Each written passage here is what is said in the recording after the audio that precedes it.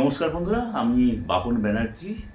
আমি একজন Vedic astrologer.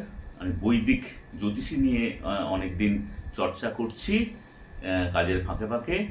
প্রায় 20 বছর আমি চর্চা করি। সেই প্রসঙ্গে আমি এতদিনের অভিজ্ঞতা থেকে আপনাদের সঙ্গে কিছু শেয়ার করতে চাই। বন্ধুরা, আজকালকার দিনে অনেকেই তো অনেক রকমভাবে জ্যোতিষকে প্রচার করেন। বলতে খারাপ লাগে যে অনেকেই ওটা ব্যবসায়িক কারণেই প্রচার করে থাকেন। তো সেদিকে আমি যাচ্ছি না, সমালোচনার মধ্যে যাচ্ছি না, কারোর প্রসঙ্গেও যাচ্ছি না। আমি চাইছি যে আমার যে দর্শক যারা হবেন তারা জ্যোতিষীটাকে বা জ্যোতিষ শাস্ত্রটাকে নিজের মতন করে বুঝবেন এবং জ্যোতিষটাকে নিজেদের কাজের জন্য তারা ইউজ করবেন।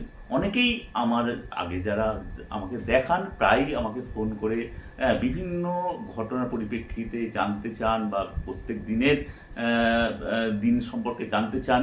তো আমি চাইছি যে অন্যের কাছে জিজ্ঞেস না করে আপনারা যাতে নিজেরাই নিজেদের গাইড করতে পারেন জ্যোতিষ সম্পর্কে, সেই জন্যই আমি চাইছি আপনি ভিডিওগুলো ফলো করুন। আমি ভিডিও শুরু করছি, ধারাবাহিকভাবে শুরু করব এবং জ্যোতিষ শাস্ত্র সম্পর্কে আমি যতটুকু বুঝেছি গত প্রায় 20 বছর ধরে 20 বছর ধরে আমি ততটুকু আপনাদের সঙ্গে শেয়ার করব। এটা কোনো রকমভাবে উদ্দেশ্য প্রণোদিতভাবে নয়, একেবারেই পুরোপুরি আপনাদের সঙ্গে ইন্টারাক্ট করার জন্য এবং জ্যোতিষী জ্ঞান যতটুকু শিখেছি আপনাদের সঙ্গে শেয়ার করার জন্য, আপনাদের সঙ্গে ভাগ করে নেওয়ার জন্য করছি। তবে আমি ধারাবাহিকভাবে এই ভিডিওগুলো করব। একটা বা দুটো এপিসোডের মধ্যে বা ভিডিওর মধ্যে সবকিছু বোঝানো সম্ভব না। তো আমি চাইবো যে ধারাবাহিকভাবে আপনি কি কি স্টেপে জ্যোতিষীটাকে ফলো করতে পারেন বা একেবারেই আপনারা প্রফেশনাল জ্যোতিষী হয়ে যাবেন এটা বলছি না, কিন্তু আপনারা নিজেদের গাইড করার মতন পজিশনে যাতে আসতে পারেন সেই অবস্থায় আমি কিন্তু আপনাকে পৌঁছে দেবো, এইটুকু আপনাকে বিশ্বাস দিতে পারি এতদিনের অভিজ্ঞতা থেকে। তো আমি আজকে থেকে শুরু করছি। আপনারা অনুরোধ, আমরা কিন্তু ধারাবাহিকভাবে আমার ভিডিওটা দেখবেন এবং সাবস্ক্রাইব করবেন যাতে প্রতিদিন ভিডিওটা ধারাবাহিকভাবে দেখতে পারেন এবং জ্যোতিষ সম্পর্কে একটা সম্যক ধারণা আপনাদের মধ্যে যাতে হয়, সেই কারণে আমি আপনাদের সঙ্গে এটা শেয়ার করছি। তো দেখুন, আমার মনে হয় যে জ্যোতিষকে কিভাবে বিশ্বাস করবেন তার চেয়ে আগে যে কোনটা অবিশ্বাস করবে সেটা আগে বোঝানো দরকার, তাই নাকি? কারণ আজকালকার দিনে অনেকে অনেক রকমভাবে বোঝানোর চেষ্টা করেন, হ্যাঁ, বিভিন্ন রকম স্বার্থে। তো আমারও স্বার্থ আছে, স্বার্থ যে নেই তাই নয়। আমার চ্যানেলটাকে সাবস্ক্রাইব করলে আমারও কিছু উপার্জন হবে এবং যদি মনে করেন যে আমাকে দেখিয়ে বা আমার সঙ্গে কনসাল্ট করতে চান তো কনসাল্ট করতে পারেন। আমি আপনার ডিটেলস দিয়ে দেবো, আপনি আমার সঙ্গে কনসাল্ট করতে পারেন। এছাড়াও আমি চাইবো যে আপনারা নিজেদের জ্যোতিষ হয়ে উঠুন, আপনারা নিজেকে গাইড করুন, এটাই আমার কিন্তু মূল উদ্দেশ্য। এবং শুরু করা যাক তাহলে। শুনুন, প্রথমেই যেটা বলা সেটা মানে বহু লোককে বলা হচ্ছে যে বহু লোককে বলে অভ্যেস, অনেকবার বলে আমার মুখ ব্যথা হয়ে গেছে যে দেখুন ওই যে রাশিফল এইগুলো দিয়ে কিছু কিছু বিচার করবেন না।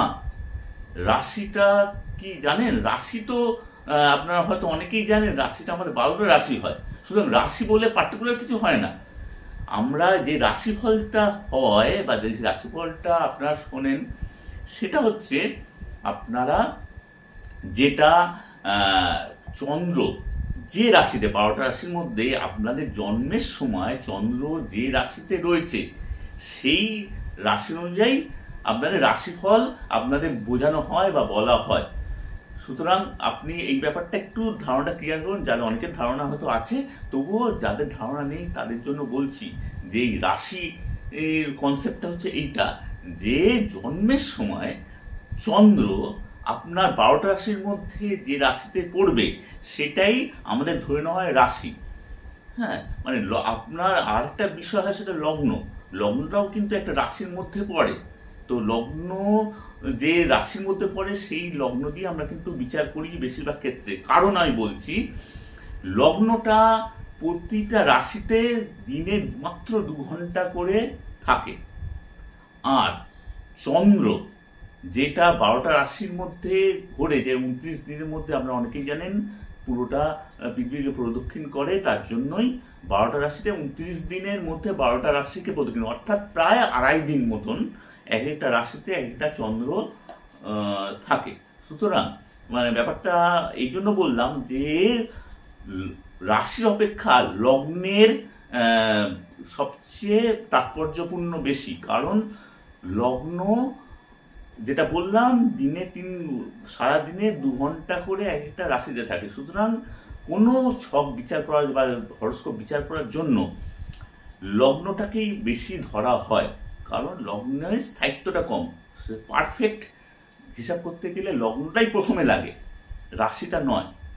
সুতরাং রাশিটা দিয়ে কিন্তু রাশিফল দিয়ে কিন্তু বিচার হয় না। আরেকটা আপনাকে বলতে যাচ্ছি, সেটা হচ্ছে ধরুন রাশি, আমাদের ধরে নিলাম যে আমাদের 120 কোটি দেশ আছে, 120 কোটি মানুষ আছে। এবার ধরুন 12টা রাশিতে, হিসাবের জন্য বোঝালাম, 12টা রাশিতে ধরুন 120 কোটি দেশ, মানে 12টা রাশি যদি আমি সমান ভাগে অ্যাভারেজও ভাগ করে নিই, তাহলে 10 কোটি করে 12টা রাশি 120 কোটি, ঠিক আছে? তো সেই হিসেবে আপনার প্রায় 10 কোটি মানুষ আমি ধরে নিলাম 10 কোটি মানুষ একটা রাশির মধ্যে পড়ছেন প্রত্যেক দিন রাশিফলের হিসাবে, এক একটা রাশিতে। ধরুন মেষ রাশি, সিংহ রাশি, যাই রাশি বলুন না কেন, হ্যাঁ, 10 কোটি মানুষ এক একটা রাশিতে পড়ছেন অ্যাভারেজে।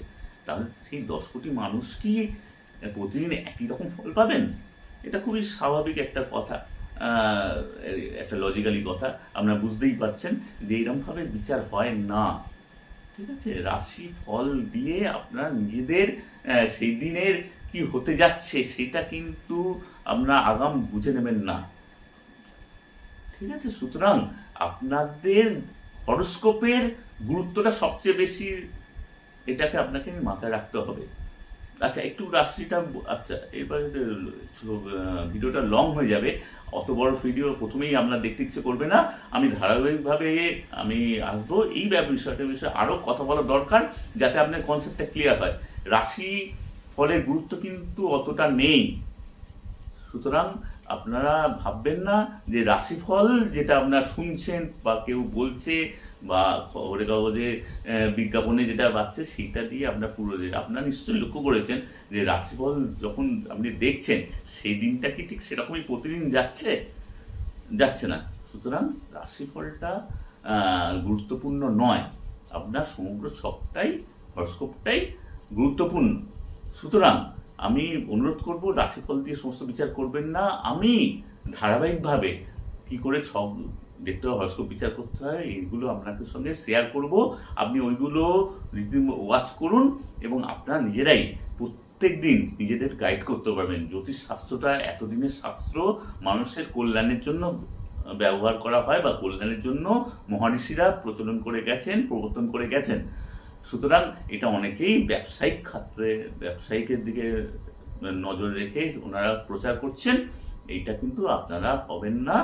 আপনারা নিজেদের, আমি কথা দিচ্ছি, আপনারা ধারাবাহিকভাবে আমার চ্যানেলটা দেখুন, আমার চ্যানেলটাকে সাবস্ক্রাইব করুন।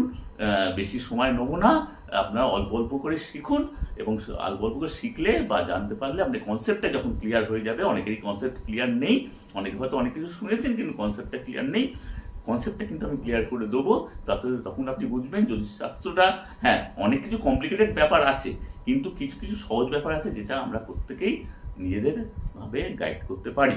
সুতরাং আজকে বেশি বাড়াচ্ছি না, আজকে এই পর্যন্ত রাখছি। এর পরের বারে আরও ভালো করে বোঝাবো যে রাশি গুরুত্বটা কি, 12টা যে রাশি আছে তার গুরুত্বটা কি, রাশিটা কিভাবে জীবনের প্রভাব ফেলে, প্রত্যেকটা রাশি কি আলাদাভাবে গুরুত্ব আছে, প্রত্যেকটা রাশি কি আলাদা পাওয়ার আছে, প্রত্যেকটা কিন্তু আলাদা আলাদা সিগনিফিকেন্স আছে, সেটা কিন্তু আপনাদের অবশ্যই বোঝাবো।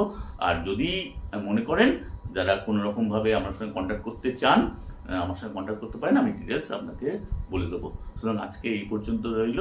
আমার সাবস্ক্রাইবটাকে আবার বলছি, একটু সাবস্ক্রাইব করে রাখবেন, লাইক করবেন এবং শেয়ার করবেন। ধন্যবাদ।